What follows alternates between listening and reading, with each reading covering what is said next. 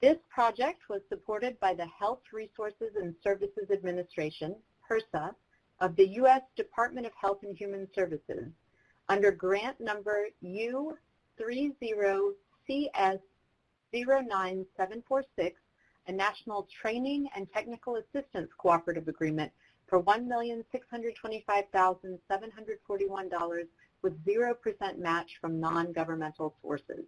This information or content and conclusions are those of the panelists and should not be construed as the official position or policy of, nor should any endorsements be inferred by, HRSA, HHS, or the U.S. government. NHCHC is a nonpartisan, non-commercial organization.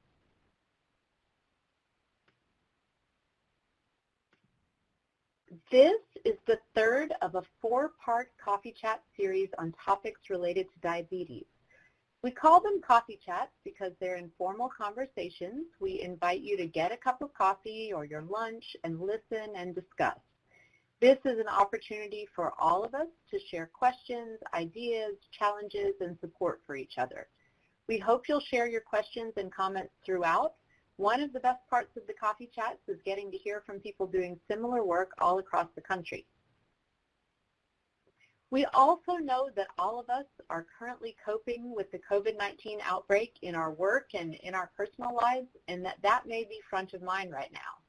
If you would like to learn how other service providers are responding to the outbreak and access resources, the Council is hosting a series of COVID-19 town halls.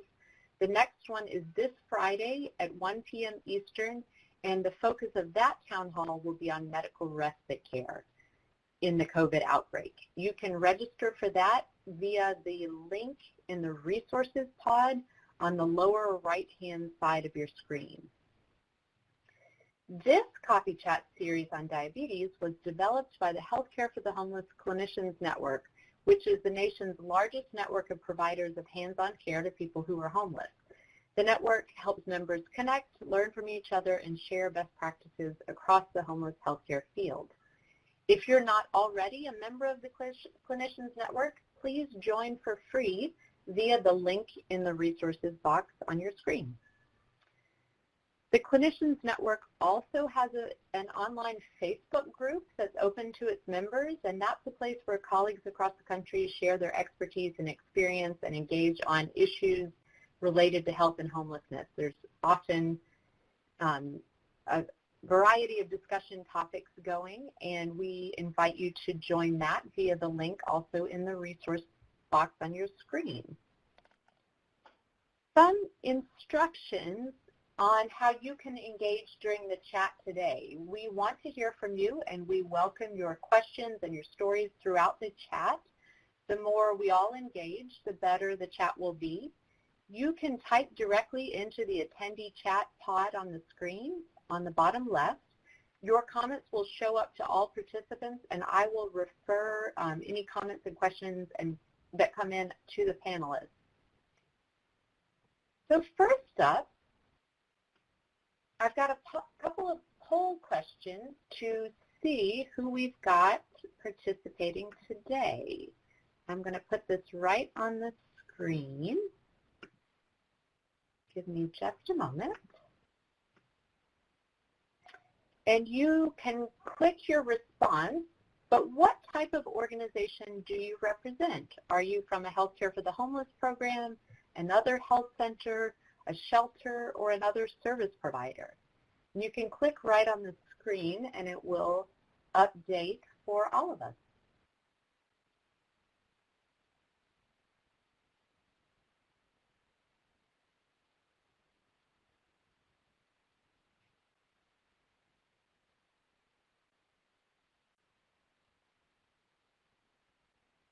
So it looks like we have a majority of Healthcare for the Homeless programs, but other service providers as well.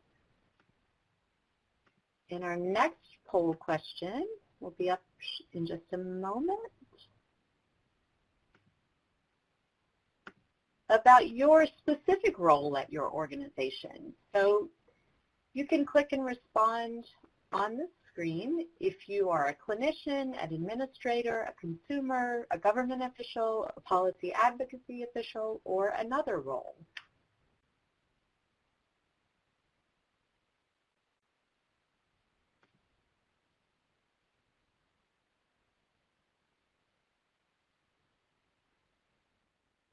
All right, it looks like we were primarily clinicians and also administrators in the room today. Thank you. Great. Now, before I introduce today's panelists, I want to point out a few relevant resources that are available for you to access in the resources pod on your screen. And you can click on the links there and they will open for you. The first link, Diabetes Resources, has links to the Council's Diabetes webpage, and that has all of the materials that the Council has created about diabetes, including adapted clinical guidelines on recommendations of care for people experiencing homelessness at risk for or diagnosed with diabetes. We also have a brand new fact sheet on diabetes and COVID-19 for people experiencing homelessness. You can click that and open that as well.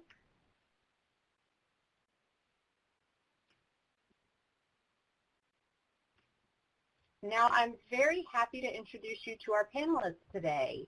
They are Larry Chang from Valley Homeless Healthcare Program in San Jose, California.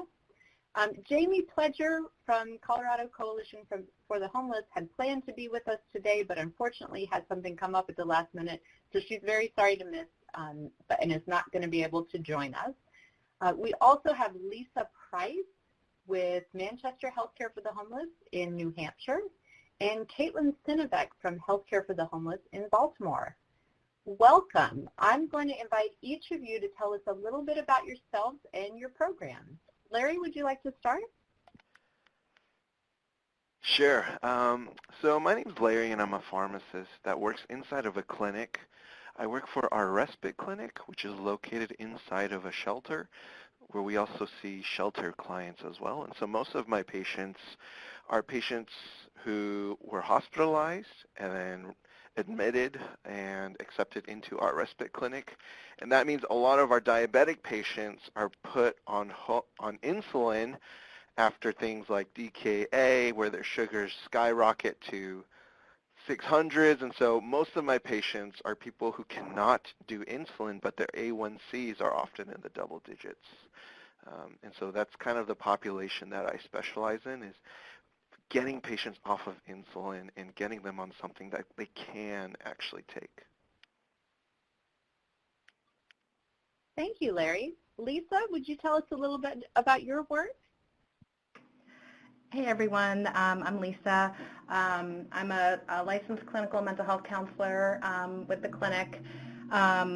Just to give some numbers as far as kind of who we're serving or our volume, last year we had served 1,492 individual patients. Altogether we had over 6,300 visits, to give you a volume idea. And we're an integrated primary care clinic, so we've got medical services and providers, nurses, behavioral health, including some other social workers, a psychiatric nurse practitioner. The behavioral health role is doing a lot of PHQ-9s, counseling, crisis management. We have MAT services as well. And we're really kind of figuring out our flow, what it looks like for our patients with diabetes. I was previously working with a nurse that was a diabetes educator as well, and we were talking about the possibility of joint visits, so joint visits between the CDE, excuse me, and myself to talk about diabetes and challenges that come up.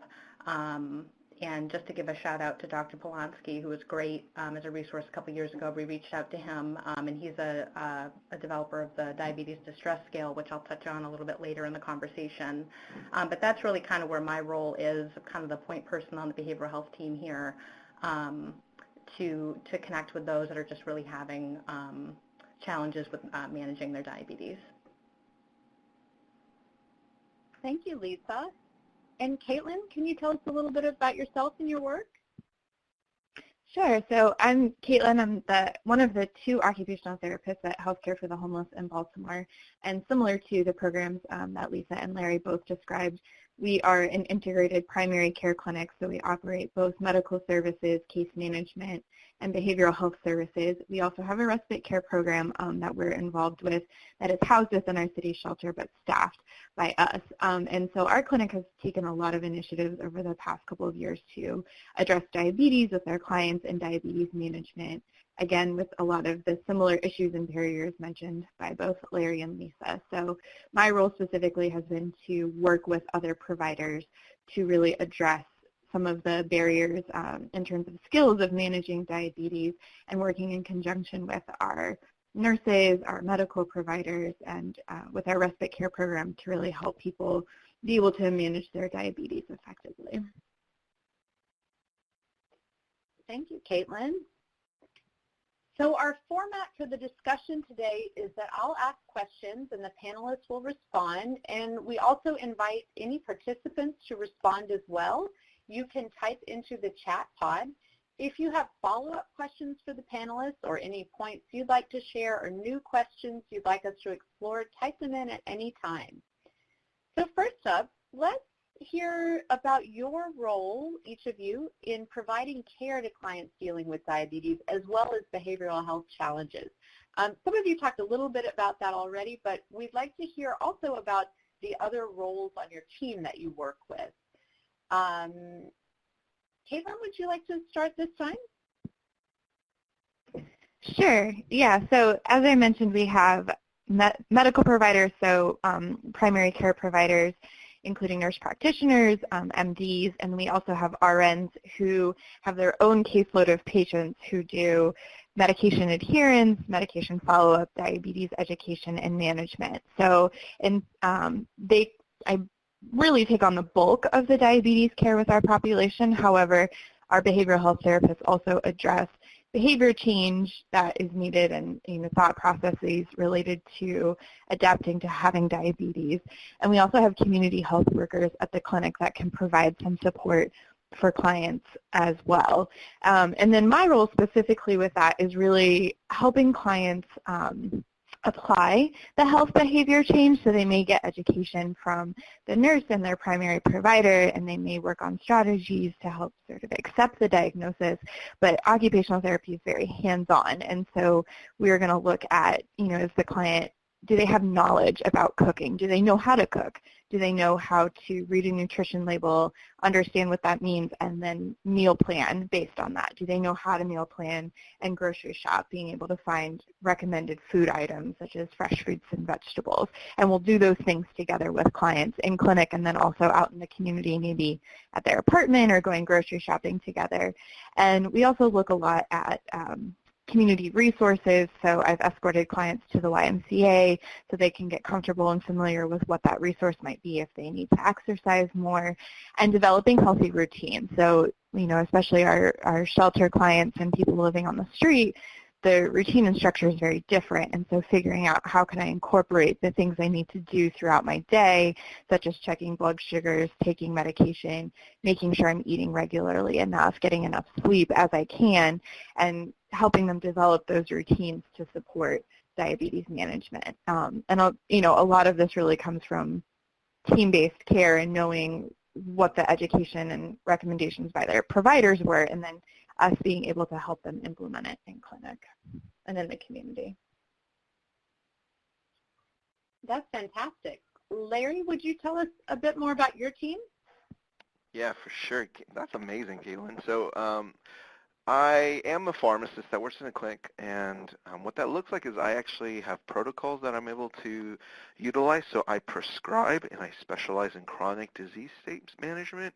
One of those chronic disease states that I manage is diabetes, and so I operate just like a doctor would. I see patients one-on-one, but my focus is really primarily on adherence, because as we all know, we can prescribe all the medicines we want, but at the end of the day, if the patient is not able to adhere to it, then it's totally useless. And so, assessing barriers to adherence. Are medications too frequent? Is 2 times a day too much? 3 times a day? Do patients have access to food because some medicines require food? Do some medicines require checking sugars? And if it's difficult to check sugars, removing that requirement and just having patients focus on taking medicines. Utilizing strategies like blister packing medicine so that patients don't have to take meds from the bottle, or teaching them how to pill box. These are all different strategies that we use here at our program to specifically tackle diabetes. As with everyone else, our program is also multidisciplinary. We recently hired a dietitian to the team, and so our dietitian has been working with patients more, those with kitchens and apartments, but it's also because, most of our patients live in a shelter, and so they don't have that access and choice to be able to choose what they want to eat. So that's why we primarily tackle it on the medication side. Thank you, Larry. Lisa, can you tell us about your role and your work? Sure. So as I previously mentioned, I'm a therapist and talking a lot with folks around kind of coping with diabetes, whether it's a new diagnosis or not, just ongoing, because as we all know, it's a chronic condition. As the other panelists have mentioned, I'm part of an interdisciplinary team, and so a lot of just kind of overlapping in what especially Caitlin had said. It sounds like our clinics are similar. We have 3 sites, 2 of which are in shelters, one of which is the largest shelter in the state. So I know our diabetes educator and nurse had done a lot of education with clients around, kind of making the best choices you can, acknowledging that it's not going to be perfect and there's limited resources. But also I reflect fondly on a couple years ago, she had done a field trip to a local store with folks and looking at nutrition labels, and I thought, what a practical application of life skills and helping, folks manage their diabetes. On the outreach front, we have community health workers, outreach workers. We have a portal that we can check for folks that maybe have accessed the emergency room of local hospitals or have been admitted, so we can follow up with those folks that may be more high utilizers of the emergency room. And if it was related to their diabetes, that gives us an opportunity to reach out and see, what can we do to keep them out of the emergency room, unless it's something like DKA, which certainly is an emergency. And also the other function with the outreach workers is to ensure their insurance is on, because that can be a challenge with the medication side of things, as we know. If that's not on, then there's a financial barrier. Great. Lisa, can you start us off in exploring some of the connection that you find between diabetes and behavioral health challenges among your clients? Sure. I think, there can be some limited health literacy on both sides around, understanding of their diabetes, but also of, the behavioral health status, stages of change and motivation, their available support system, kind of feeling like, can I do this? I don't know if I can. Or, I don't need to. It's not a problem. I don't need to make any changes. I don't need to, follow through with medication, kind of on either side. And both conditions, are chronic. It's not, I'll talk to clients and say, it's not like a broken arm or broken leg that just really stinks, but it will heal. It's something that's ongoing and, requires some surveillance. And also both, diabetes and behavioral health can be invisible. So that's really, difficult. When you're really struggling, there may, not be things that are, seen by other people, and they, their, peers or family or whatnot, and say, like, well, what is the problem? You're up and about and getting around fine, but they're really struggling internally. So that's some of the, the conversation points I've had with the folks that I've worked with. Great point. Caitlin, Can you talk about some of the connections that you find between diabetes and behavioral health clients with your clients? Behavioral health challenges with your clients. Yeah, and very similar to Lisa, again, sort of the self-efficacy piece of it, am I really capable of making these changes? And when people learn about what it takes to manage diabetes, I think that can feel very overwhelming to them, especially if it's a lot of different changes that they need to make. I've also noticed a lot of, if somebody's mental health symptoms are more acute or more active, the impact overall on cognition in addition to health literacy. And so the ability to problem solve and even just understand basic medication instructions, and understand dosing instructions, that can have a huge impact. And if someone is, experiencing stronger depression or more actively psychotic symptoms, sometimes that piece of it can really be affected as well. Thank you. Larry, what about you? So, as I alluded to earlier, most of my patients, they get discharged from the hospital on things like insulin, or, I think a lot of providers are not used to any of these newer agents that are out right now, and so a lot of my patients get put on medicines that are often twice a day with food, or 3 times injections with a sugar check right before, and so this makes it extremely difficult for patients with behavioral health challenges. As everyone was alluding to, the cognitive impairment really it makes it very difficult to manage diabetes, also because, as they were saying, diabetes is invisible, and so a lot of patients, they're not going to be motivated or have, any urgency to take care of this because they don't feel many of the symptoms until it's often too late. And so I often have my patients do a self-efficacy assessment where we talk about, what would make it easier for you to take your medicines. And so a lot of what I do is using the newer agents and educating other providers about these newer agents that are, instead of taking a pill 2 times a day, you can actually just do a really quick injection once a week, right? And creating incentives for patients to take their medicines. A lot of people want to lose weight, especially those on antipsychotics, which can lead to metabolic side effects, weight gain, things like that. And so if I tell a patient that if you take this diabetes pill, it will help you to lose weight, patients are so much more likely to take this pill, because, and especially since things like glipizide, the sulfonylureas, the insulins, all of these cause weight gain, which often worsens diabetes. And so if I can incentivize patients by using weight loss agents that are once a day, once a week, also with low risk of hypoglycemia, so you don't have to test your sugars even, removing all of these different barriers can really, really impact a patient and help them to take their medicines a lot better, as well as just really improve the effectiveness of their diabetes regimen. Those are some great strategies from all of you. Thank you. We did get an attendee question asking, how are your services adapted for unsheltered population? Does anyone provide diabetes management services directly in encampments?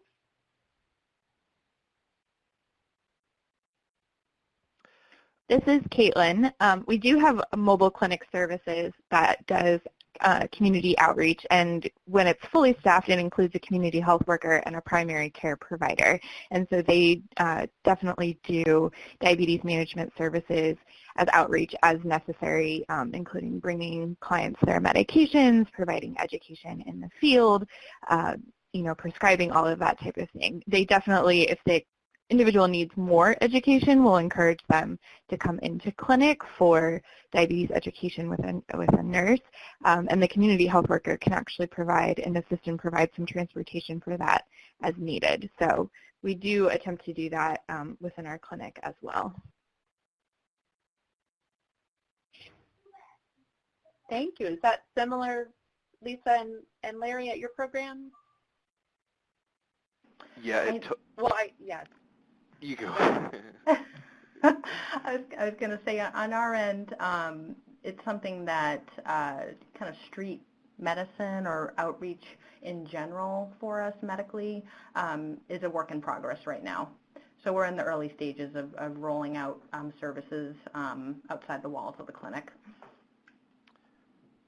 And here in San Jose, we have a backpack clinic, and so what that means is we take like these boxes of medications, and we have a provider, we have a nurse, we have a psychiatrist, we have a community health worker, and we go out and we perform outreach onto the streets.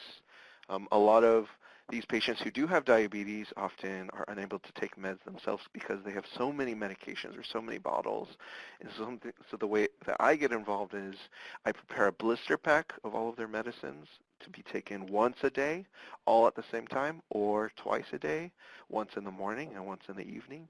And I'll provide this for this team, and this team will go out and deliver these medicines once a month, as well as keeping them engaged, performing outreach until one day they're able to, or motivated enough to come into the clinic where we can provide a lot more services to them.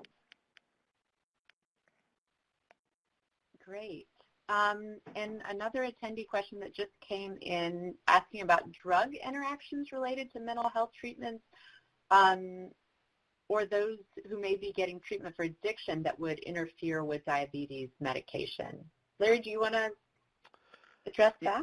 Yeah, totally. So mental health treatments, absolutely, right? Like I alluded to earlier, most of the antipsychotics can lead to weight gain, which can actually worsen diabetes or even cause diabetes. And so there's actually a study out there that shows that for patients with, on antipsychotics or schizophrenia, if you actually treat them with metformin, it's been shown that they will lose weight and prevent diabetes. And so that's definitely a consideration. Obviously, we don't want to cause polypharmacy, but if a patient, who is overweight, getting antipsychotics, who might not have diabetes yet, it could be a consideration to add metformin to their regimen once a day, just to prevent or delay that progression, because that mental health medication is so important. In terms of addiction meds, fortunately there are no interactions between addiction medicines like buprenorphine or methadone that would interact with any of the diabetes medicines, so that should not be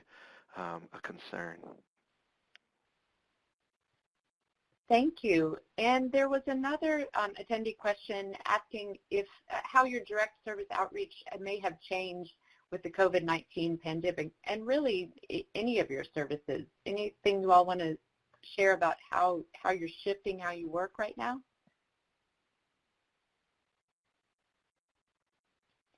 Lisa, would you like to go first? Sure. It's a great question, Darlene. So we're still doing outreach right now. We have a provider, one of our NPs, is going out with either a nurse or a behavioral health person, clinician, and our focus has been with some of our folks that are housed, that are not coming into clinic. We're trying to lessen the traffic, as you all are, I'm sure. Unless we have some of our walk-ins that need testing, that are having respiratory symptoms. But we are doing some home visit outreach and are continuing the outreach efforts in the encampments, along with some other community agencies, wearing masks. But just to really check in with folks is where we're at right now. Thank you. Caitlin, what about in Baltimore? How have your services of diabetes management shifted in this context? Yeah, unfortunately, we're very limited in terms of doing our outreach and community-based care at this point in time. Doing a lot of telehealth as able, and encouraging people who are sick to come in the clinic and those who are not to stay home. And we've been attempting to do telemedicine as much as possible, and then, like everyone, I think, screening now for symptoms as individuals come into the clinic. I think one of the hardest parts, especially for our clients with diabetes, one, we've been doing a lot of education about, their increased risk of experiencing symptoms and having sicker, if they were to get sick with COVID-19, being sicker than others because of diabetes. So I think that's one piece, is we've been really trying to educate our clients on that.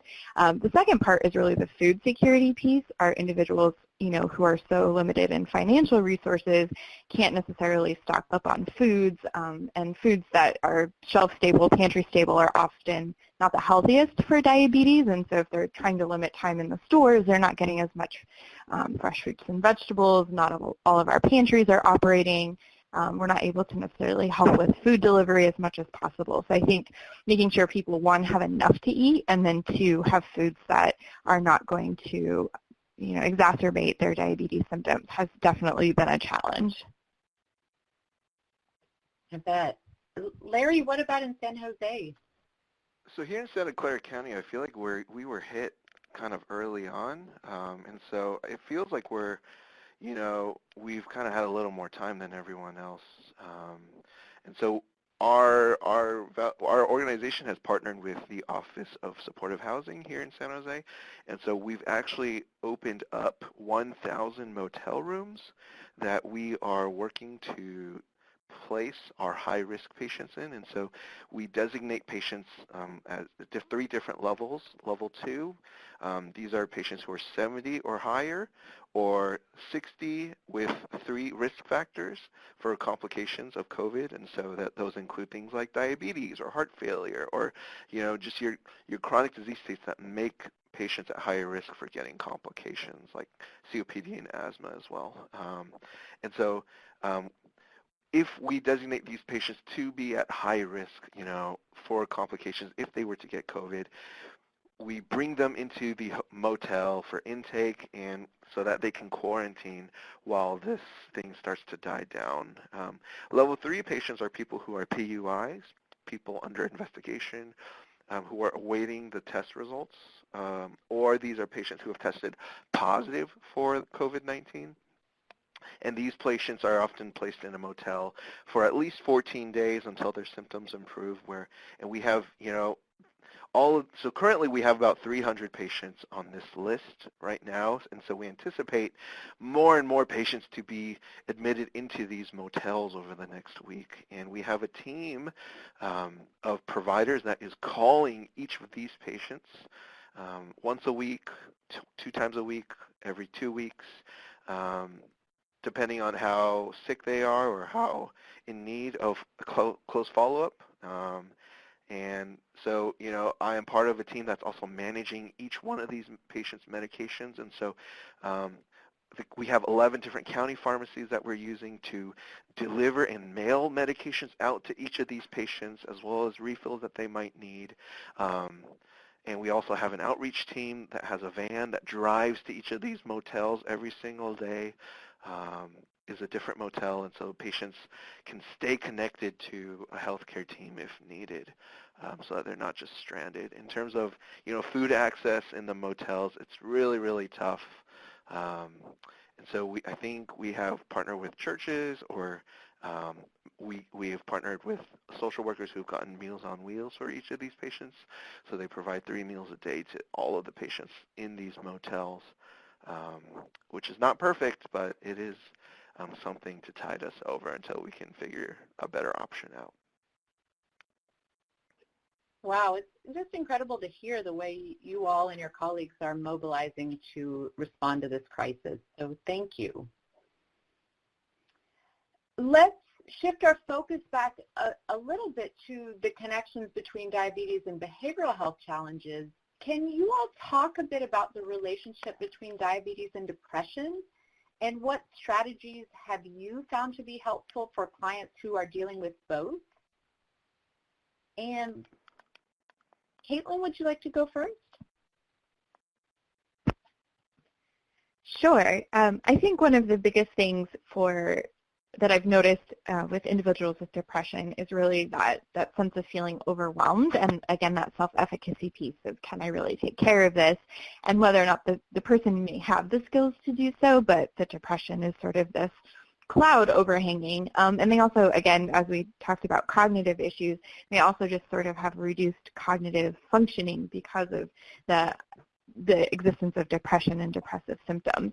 So one of the big things that I work on with clients is really breaking down all of these major changes that they have to take into small incremental steps. And, advising them like, yes, you need to eventually be doing all of these things, but maybe let's just focus on one at a time, right? Like, let's focus on taking your medications consistently as step one. And then as we're able to do that, we can add in other things instead of them feeling like they have to do these 10 major behavior changes all at once. And I think people can be really responsive to that, and they feel like, yes, I can set an alarm to take my medication at morning and nighttime. That I can do and take care of. And then once they're successful, that helps the motivation to try other things and do other things. And also just establishing routines, I think, again, is really helpful, especially for people with depression who have a hard time initiating anything. I think it's really helpful to sort of, again, have these set times where they don't have to think about doing something, where there's, oh, it's 10, this is when I have a snack. It's 11 o'clock, I need to check my sugar before I eat. And just making those things routine so that it takes the thinking part out of it, and they're able to implement and follow through on things a little bit more. Thank you. Lisa, can you talk about the relationship between diabetes and depression too?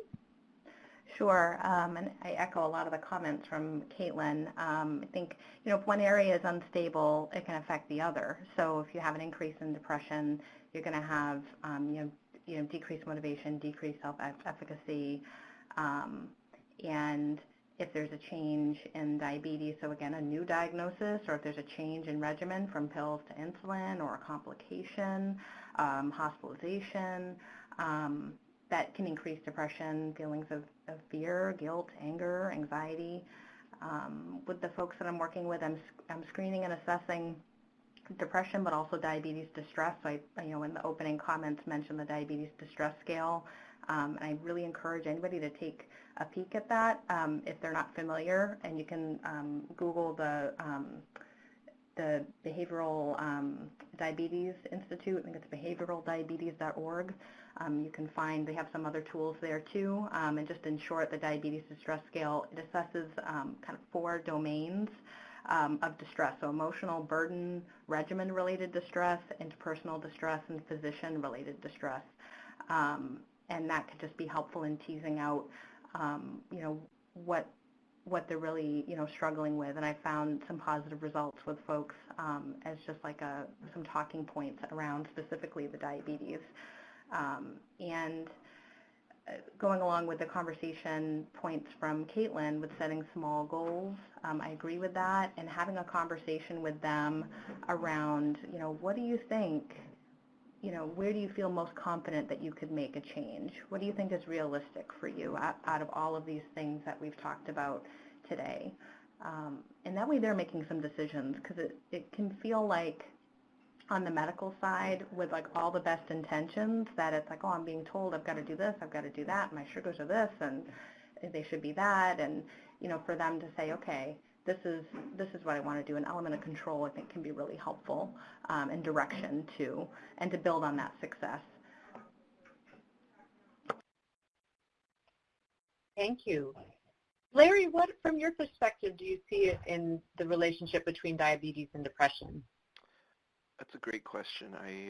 So most of my patients who have both often don't take any medicines at all, or take everything, if that makes sense. And so the two are very related in my experience, because when patients often see a lot of medications prescribed, many of which are very difficult to do, a lot of that, it deflates their motivation, and it increases the sense of the thought of what's the point, because, polypharmacy can be so crippling. As someone who, I even find it hard to take one pill once a day. I can't even imagine what it's like taking pills 2 times a day, 3 times a day, injecting yourself 3 times a day. And, a lot of that really can reduce people's quality of life. And so it becomes extremely important then to pick a regimen that that the patient is okay with, instead of just telling the patient, too bad, you have to do this, instead of saying your A1C is too high, you need insulin, and just pushing that, it often can be a good consideration to try other things that are easier, right, to use those newer agents. And when patients are able to stick to, just focus on taking your meds once a day, often, their depression med is a part of that. And so you'll see both improve at the same time as you address reducing polypharmacy, right? Like decreasing the frequency of medication regimens, removing medicines that might not be needed, right? Things like vitamins, like folic acid or thiamine that many patients get put on, and they just never get taken off because it just never gets addressed. And so, talking to patients about their medicines, how overwhelmed are they? Is it too much? Cutting that down and reducing everything to once a day at the same time, those are all things that will be able to address both their diabetes and depression, especially since depression medicines, they take a while to work. They take up to 4 to 6 weeks to really feel the effects of it. And so, making sure and assessing patients' motivations and just setting goals that they're able to achieve are things that I think will really help. Thank you. How is diabetes management impacted for clients with substance use disorder, and what strategies have you all employed in those situations? Lisa, will you start this time? Sure. So I think there's some carryover from previous talking points around motivation, stages of change. I know for myself, strong assessment for a strong substance use disorder assessment is important, as to what the individual is using, because a particular substance could have different, effects physiologically, like, alcohol, for example. And also the effects of use can impact management, so like memory impairment, that could be, appetite, cognitive processes, the peer interactions, where they're at with support with their family. And as far as strategies that I found to be helpful, again, kind of assessing kind of where they're at and what's a reasonable goal that they see that they could follow through on, and discussing the integrated approach, with their team, and really gaining their permission to work with the team as a whole, because I have that disclaimer of like, hey, I'm not medical, but I want to, help you, get to these goals that we've talked about today. So I would like your permission to talk, with your team, and we're a big supporter of, warm handoffs and joint visits here, whether it's, nursing and behavioral health or provider and behavioral health, and those have seemed to be helpful. We do that sometimes with our MAT clients as well.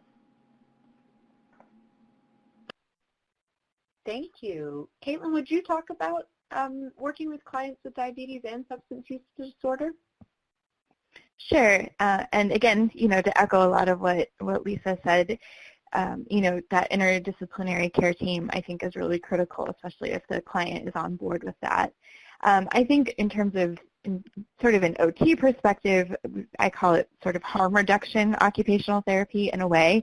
If depending on where the person is in their substance use, you can still make healthy changes to help manage your health. I think one of the pieces is really educating people on the impact of their substance use and their diabetes. Some people, I've had clients who didn't understand that alcohol could affect blood sugar depending on what they were drinking. And so that sometimes is a motivator for people to reduce it because they, know what the effects of unmanaged diabetes might be.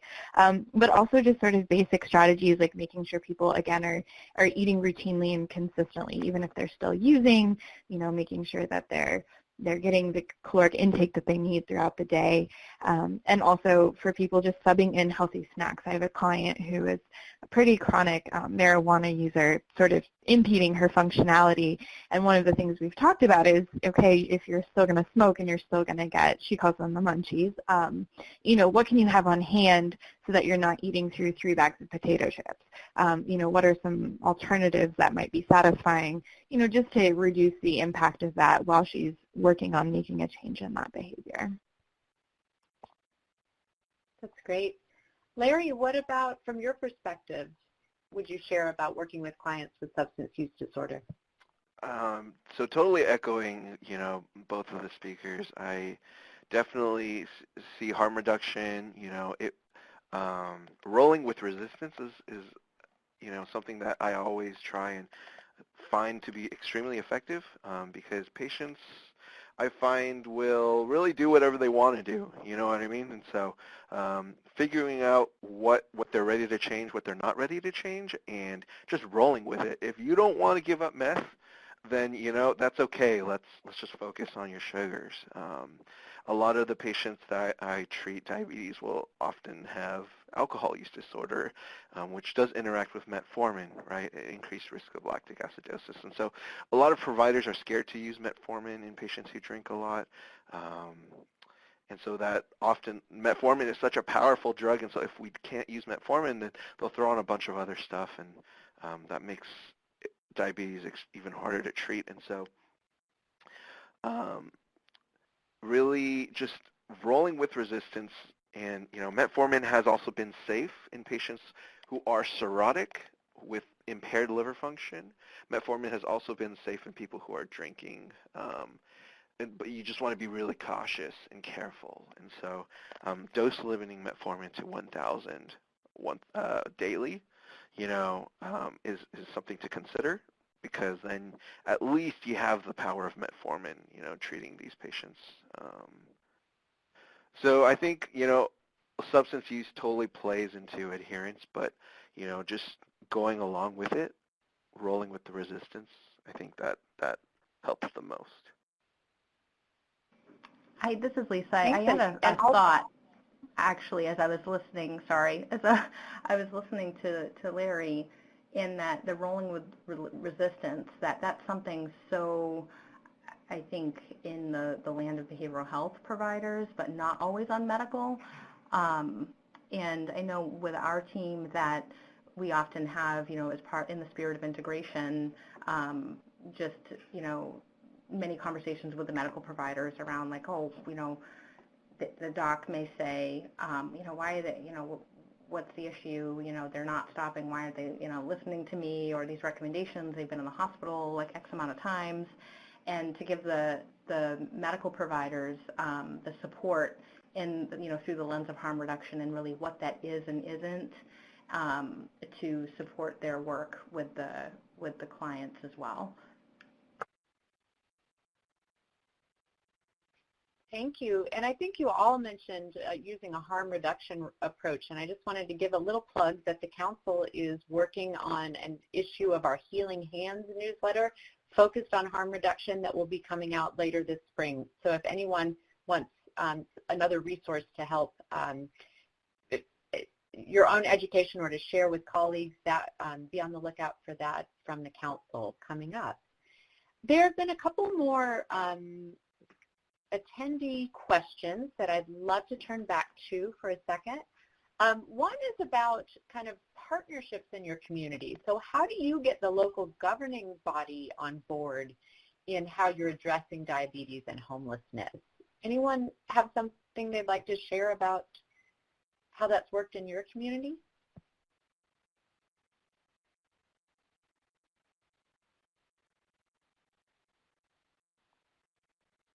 This is Caitlin. I don't have a lot of experience with this. This is sort of outside of my realm, but I do know that our agency has been engaged with the major hospitals in the area in terms of developing funding for additional housing, identifying sort of that idea of high utilizers of the hospital system are often people who lack stable housing, and the understanding of stable housing, improving health outcomes.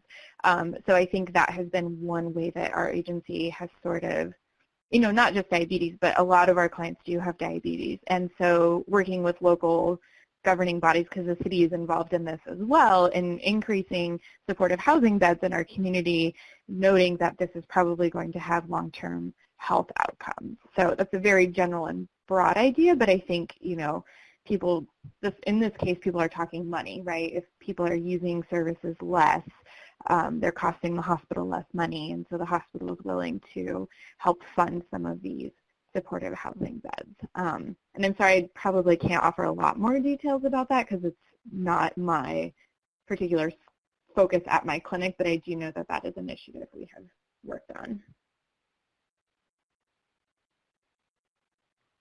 Great. Any other local advocacy efforts that anybody wants to share about?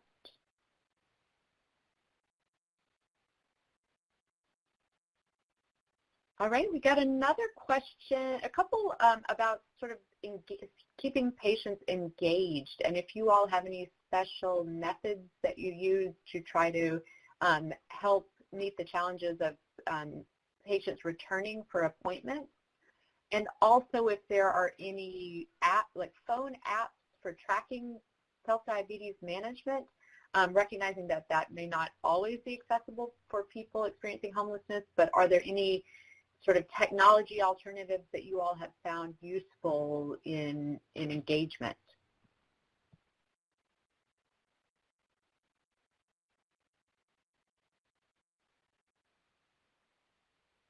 This is Caitlin again. I can speak to the technology piece because that's a tool that I use a lot with my clients. And so I haven't used actually a lot of the phone apps specifically for diabetes, partially just because they can be a little bit complicated for people who are not as savvy using phones. However, I do find phones to be particularly useful for people who tend to have them with them and have adopted that as just sort of part of their daily routine, and using the Google Calendar app or just basic phone alarms on their phone and setting alarms for times maybe when they need to check their blood sugar, take medication, help with meals. So any of those routine structure things, even for sleep hygiene, having clients set an alarm that reminds them to go to bed on time or to turn the TV off if they're housed, things like that. And so that's a lot of the tools that I've used just to sort of help establish those healthy routines that are going to be able to work for clients. And then in some cases we can use more ones for accessing community resources and things like that. So that's been most of my experience with the technology piece.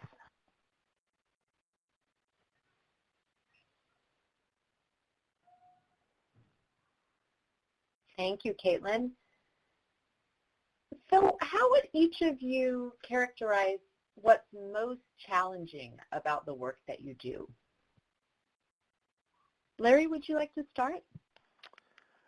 Yeah, for sure. You know, one of the biggest challenges, actually relates to Elena's question about, getting patients to return to their appointments, right? I find that the patients that come back are the most successful, and so it becomes really important for me, in my first visit to roll with resistance, to let the patient know that I'm not here to change your routine. I'm not here to take away all the good things that you're holding on to change your diet. I'm not telling you to exercise, like everyone always tells patients all of this, which makes patients not want to return because they're not going to want to listen to something that they already know about, right? And so rolling with resistance, getting patients to be engaged and, be willing to come back for a next visit, I find to be my biggest challenge. Because if I can do this, then I know if the patient's going to come back, then I know they trust me, and I know that they're on board and that their diabetes is going to improve significantly. So that's probably mine, is making sure that they come back. Thank you. Lisa, what do you find most challenging? I would say a lot of the same things. So we have, in regards to Elena's question, yes, we do have challenges with getting patients to return for appointments, and we use a variety of methods. For folks that are staying at the shelter, where our clinic is, we'll use notes to put on the board, reminding them of appointments. We do appointment reminder calls the day before appointments. We do our best to make sure we have accurate contact information, the phone number and a mailing living address. We've done outreach on occasion, kind of more so I think in the past, just there's more limitations with COVID, as we all know. But we use the portal where we can see if someone's been in the hospital recently as a means to reach out and say, hey, we saw you were at the hospital and wanted to see how you were doing. But it definitely can be a challenge. I think that's one of the more challenging parts it's hard to track outcomes and follow up. And there's sometimes just folks that are very transient. We may see them once or twice. And maybe those 1 or 2 times that you saw them, they were not doing well at all. And you hope that they, wherever they are, that they found, what they needed. Sure. Caitlin, what about your biggest challenge? I would say my biggest challenge specifically in my practice is really the lack of resources for clients. One of the benefits, I think, of being an occupational therapist is that often when clients come to see me, they're sort of ready to make change. They might have been through sort of the pharmacist education and the patient education through nurses, and so I'm taking people who are motivated, but then there's really a lack of good resources for them to be able to make the change. A lack of fruits and vegetables. Maybe their income is really, really limited.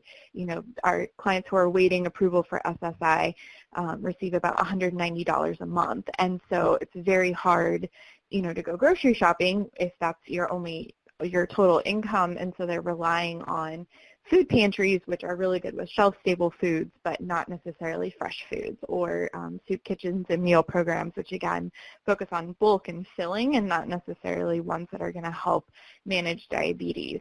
And so I think helping people navigate those, or the food pantry with really good fresh food options, you have to drive there to get it.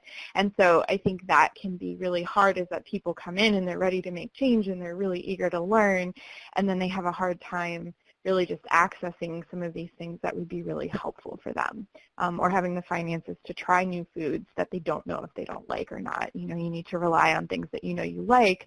You don't want to waste money on buying something you're not sure is going to taste good or that you don't know how to cook. And so I think that can be a really big barrier in helping people adapt to these new routines or health changes. Yeah, thank you all for being open about those challenges too. We've got just a few minutes left, and I wonder if you each have any advice that you would share with others in this work. Caitlin, would you like to go first?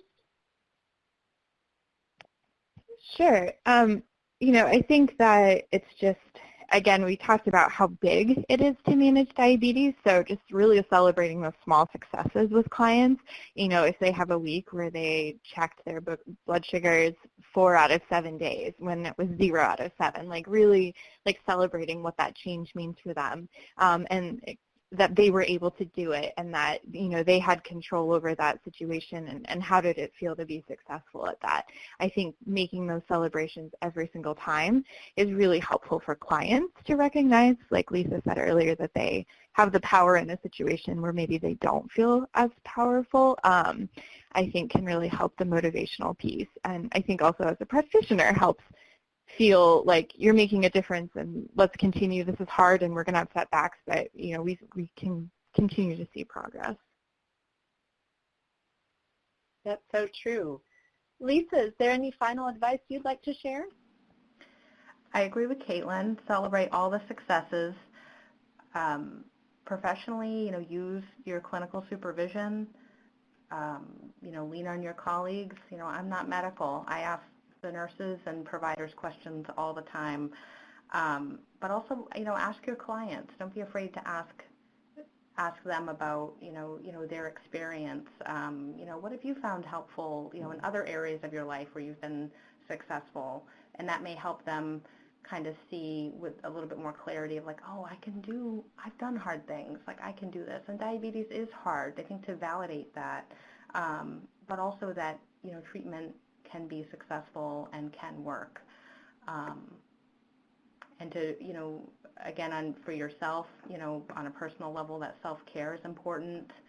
I'll speak for my own self, exercise and having a sense of humor. I may have come into clinic with a T-Rex suit on as part of a training exercise, but it was great, and we laughed, and I think that's really important because times are times are hard, so it's important to laugh.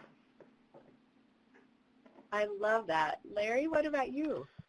Yeah, my advice is really to all the clinicians. I see so many doctors continuously prescribing these older medicines.